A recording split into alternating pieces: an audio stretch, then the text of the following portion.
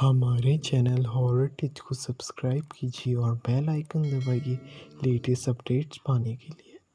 दोस्तों, इस वीडियो में हम जानेंगे कुछ ऐसे पैरानॉर्मल गेम्स के बारे में जिन्हें आपको खेलना नहीं चाहिए। जिन पैरानॉर्मल गेम्स के बारे में मैं आज आपको बताने जा रहा हूँ, उसको खेलना आपके लिए ख़तरनाक भी हो सकता है। इसलिए मैं आपसे कहूँगा, केवल ये वीडियो मनोरंजन के लिए देखिए और मैं बिल्कुल नहीं चाहूँगा कभी ऐसा खेल खेलते हुए आपको कोई नुकसान पहुँचे। और एक बात, आत्माओं से संपर्क करना कोई आसान काम नहीं है, क्योंकि संपर्क बनाने के लिए आत्मा की संमति होना भी ज़रूरी है। चार्ली चार्ली चार्ली चार्ली खेल खेलने के लिए आपको एक कागज़ और 2 पेंसिल की ज़रूरत होगी।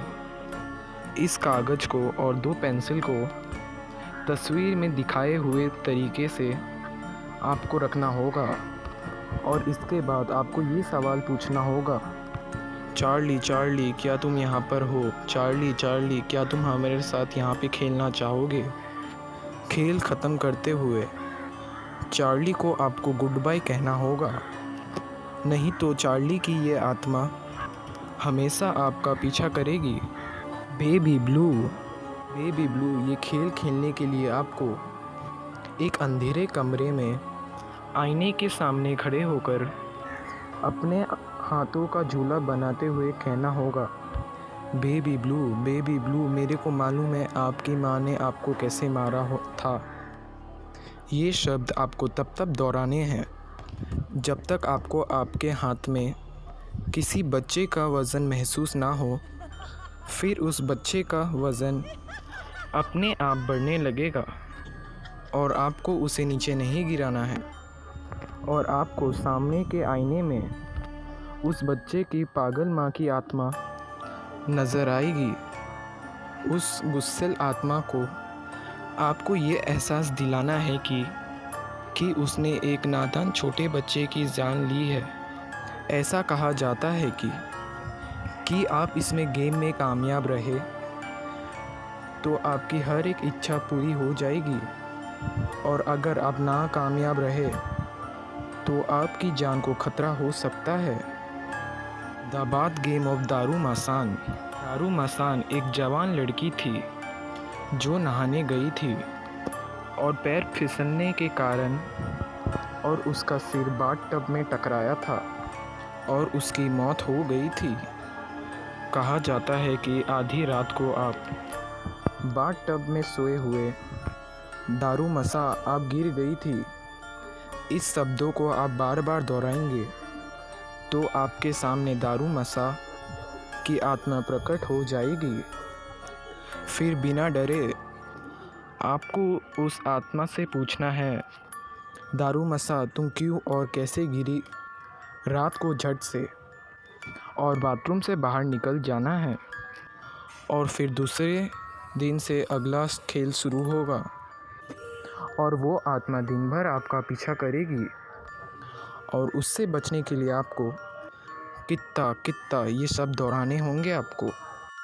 ब्लडी मैरी ये खेल खेलने के लिए आपको रात के वक्त आपको बाथरूम में अकेले जाना होगा। बाथरूम में मौजूद आईने के सामने खड़े होकर आपको एक मोमबत्ती जलानी होगी और उसके बाद आपको 3 बार आपको ब्लडी मैरी का नाम लेना होगा, ब्लडी मैरी। अगर सब कुछ ठीक रहा तो आईने में आपको खून से लथपथ एक औरत नज़र आएगी और उसके बाद क्या होगा कह नहीं सकते। कुछ लोगों का कहना है कि ब्लडी मैरी की यह आत्मा लोगों पे हमला कर देती है और उन्हें पूरे तरीक़ा से घायल भी कर सकती है, और इस खेल को खेलते हुए कई लोगों की मौत भी हो चुकी है। द मिडनाइट गेम अब तक के बताए हुए सभी गेम्स में से मिडनाइट गेम सबसे ख़तरनाक माना जाता है। इस गेम को खेलते हुए आपको आपके घर में मिडनाइट मैन को बुलाना होता है। ऐसा कहा जाता है कि इस गेम को खेलने वाला जादूगर पागल हो जाता है या तो फिर उसकी जान चली जाती है। इस गेम को खेलने के लिए आपको एक कागज़ की पर्ची और एक नमक और एक माचिस और एक मोमबत्ती की ज़रूरत होगी। मिडनाइट मैन को आपके घर में बुलाने के लिए सबसे पहले उस कागज़ की पर्ची में आपको अपना नाम लिखना होगा।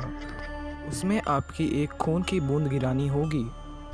घर की सभी बत्तियां बुझाने के बाद और आपको मोमबत्तियां जलानी होगी और फिर उस कागज़ की पर्ची को आपको दरवाजे के चौके पे रखना होगा और उसमें थोड़ा नमक रखना होगा और उसके बाद आपको दरवाज़े पर 22 बार नॉक देनी होगी।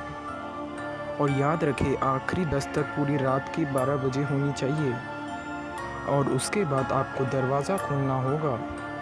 और सब कुछ ठीक रहा तो मिडनाइट मैन की आत्मा दरवाजे खोलते ही मिडनाइट मैन की आत्मा आपके घर में प्रवेश हो जाएगी और एक काली परछाई आपकी पीछा करेगी और इस परछाई से आपको रात के 3:33 पर बचना है। और उस समय के बाद मिडनाइट मैन और आपके घर से वो मिडनाइट मैन चला जाएगा।